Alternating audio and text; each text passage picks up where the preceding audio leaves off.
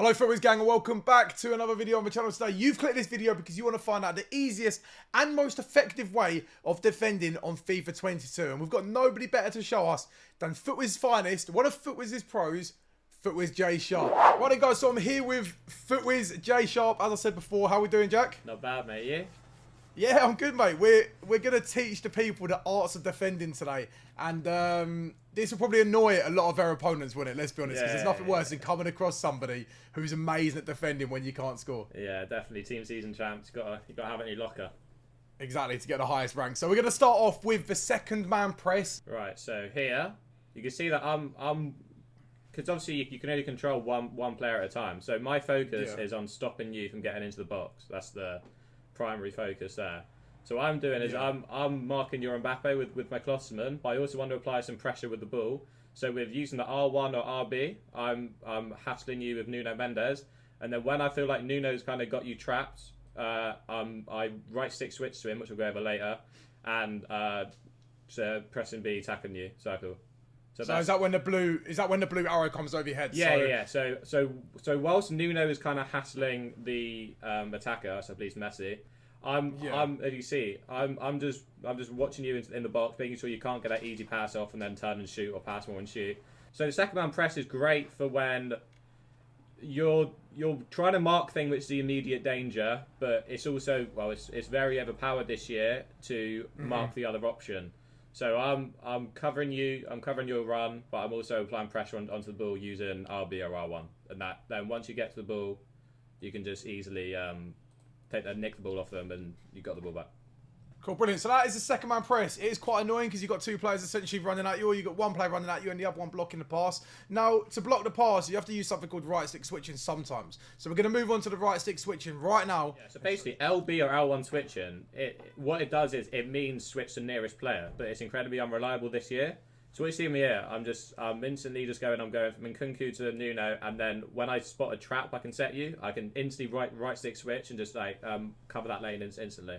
So right stick switch, it gives you control over which. So I'm going Nkunku to Nuno as you're going left and right, and then when I spot like a lane box you made, I'll instantly right stick switch to Nkunku and just mark it. Obviously, you mentioned about setting traps. Yeah. So we're gonna go straight into setting traps and what setting traps is, because it kind of works with the right stick switching. So this is another example of basically pressure. A lot of people think pressure is just about running you onto the ball kind of thing.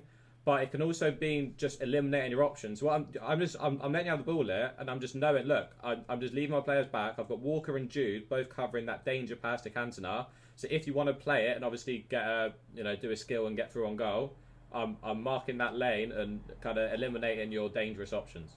Yeah, I'd say a prime example of this is whenever you're in like FUT Champs, Division Rivals, and you feel like every single pass of yours is getting intercepted. The reason why is because you're playing against people like Jack, people who love setting traps, people who are good at right stick switching and stuff like that, and it just makes your time a lot more harder in champs and rivals and whenever you're trying to go for them higher ranks. So it's probably one of the best ways to kind of improve your results, isn't it, Jack, as well? Because it's not all about just attacking. Yeah, for sure. It's about defending as well. Covering dangerous lanes is kind of what you see at a competitive, a high level FIFA is what people are doing.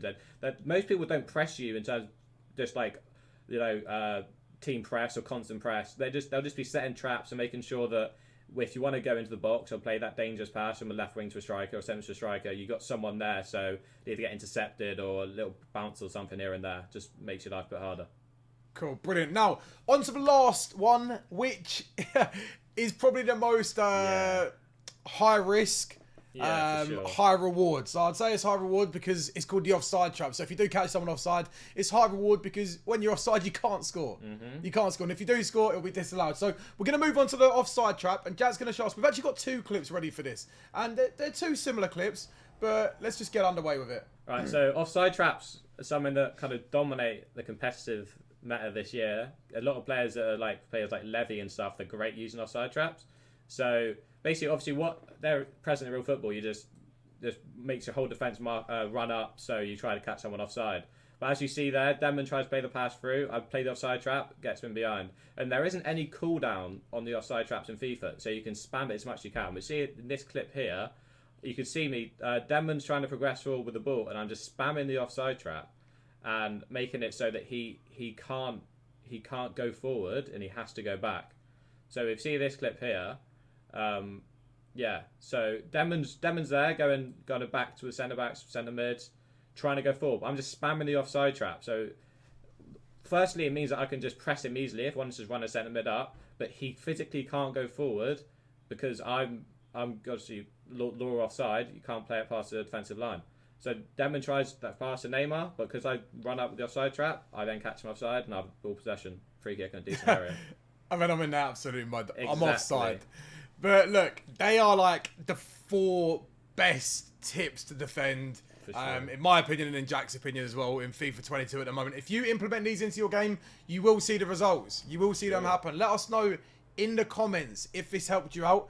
I will leave Jack's links to his socials and stuff in the description as well. So go and give him a follow. Go and show him some love as well as that. But apart from that, we appreciate you coming on today, Jack. Yeah. Thank you a lot, mate. No worries, mate. Enjoyed it. Hopefully it helped everyone out. And we'll see you in the next one. Class. Goodbye.